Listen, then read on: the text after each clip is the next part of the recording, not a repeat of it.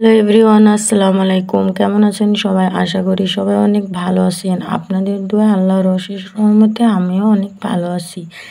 আজকে আপনাদের মাঝে নতুন আরেকটি ব্লগ নিয়ে আমি চলে আসলাম। আজকে 11:30 থেকে ব্লগটি আমি স্টার্ট করেছি। আজকে ঝিঙ্গি মাছ আর আলু দিয়ে ঝোল করব দুপুরবেলায়, আর দুধ চাল দিব।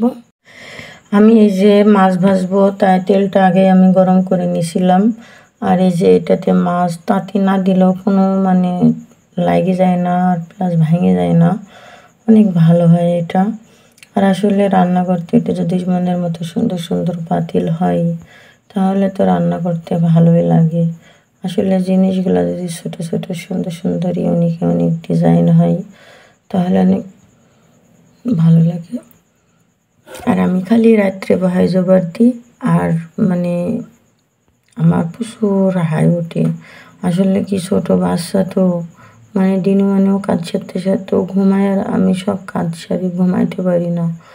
আবার ধরেন যে ছোট ছোট করে ভিডিও ক্লিপ নিয়ে রাখি, ব্লগ তৈরি করি। তারপরে ইদানিং ধরেন 1000 হয়ে গেছে, কিন্তু ওয়াচটা হয়নি। লাইভ করতে হয়, সব কিছু মিলে সময়ের সাথে আমি তোড়জোড় করে পারছি না। সময় খুবই চালাক, দ্রুত চলে যায়। সময় আসলে কারোর জন্য অপেক্ষা করে না। আর এই যে আজকে আমি প্রায় 3 বছর যাবত রান্না করি, কাঁচা ঝাল আমি ফাইড় দিয়ে রান্না করিনি, আজকে রান্না করলাম। ভালোই টাইম টেস্ট হয়েছে, অনেক সুন্দর। ভাগে ক্লিপ নিতে আর মনে নাই, আমার ভাই ফোন দিছিল ওই টাইমে। আমারই গলার ভয়েসটি ইগনোর করবেন, আমার গলা বেশি গেছে, গলা হঠাৎ করে ওরম হয়ে গেছে। আর কি ফ্যান বন্ধ করে ভয় জবর দিচ্ছে, আর কি ঘাম, পুরো শ্যান হয়ে গেছি। আর এই যে একবার অফ ক্যামেরাতে গোসল করার আগে সব গরুর গা ধুয়ে সব 3 নান্দা উঁচা উঁচা করে মাখিয়ে দিয়েছি। তারপরেও আবার এখন আমি বিকালবেলার দিকে মাখাই দিচ্ছি এগুলা। ঈদের পিছন নিশে ছোটো বাবুদের মতন প্রচুর সময় লাগে, সময় দিতে হয়, না হলে হয় না। আসলে এইটা একটা ন্যায্য কষ্টের পরিশ্রমের টাকা।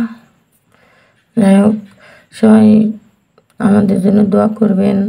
আর ভিডিওকেও টেনে টেনে দেখবেন না, রিকোয়েস্ট। তার কারণ টেনে দেখলে আপনার নিজের চ্যানেলও ডাউন হবে, অন্যজনের চ্যানেলও ডাউন হবে। সারা জীবন ইউটিউবে কাজ করবেন কিন্তু কিছুই করতে পারবেন না। তাই পুরো ওয়াচ করবেন ভিডিওটি, অনুরোধ লাগে সবার কাছে, রিকোয়েস্ট লাগে। ভিডিওটি সবাই মনোযোগ সহকারে দেখবেন আর সম্পূর্ণ। আর সবাই ভালো